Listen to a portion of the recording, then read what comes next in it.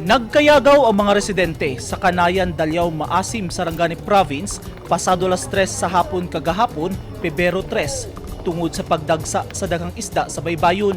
Sa kuha nga video ni Myra Landis, makita ang pagdinakpanay sa mga residente sa dagkong isda nga tulingan. Saysay ni Landis, kalit na matikdan sa mga residente ang pagbula-bula sa dagat, hinungdan nga dali nilang giaryahan og pukot ang dagat. Sa ilang paghawas sa pukot, migimaw ang dagkong isda nga sambagon o tulingan nga nagkisi-kisi dihang na trap.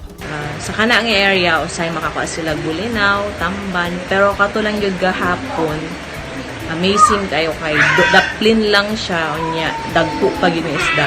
Gibana-bana ang mutimbang sa 8 hangtod 10 kilos ang usa ka tulingan. Sa isa ka isda, ang iyang kabukaton 10 kilos pataas. So, sa 500 kabuk isda, estimated na ako 500 to siya times 10 kilos. Niana.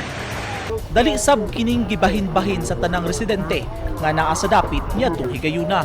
Dili na kini bag-o sa lugar, sanglit sa miaging mga tuig, nakasinati usab sila ug susamang insidente. Usa lang si Landis sa mga residenteng mapasalamaton sa grasya nga ilang nakuha gikan sa dagat. Makaingon na lang ko nga kay amazing nga buhat sa Ginoo, panalangin nga dito nga area.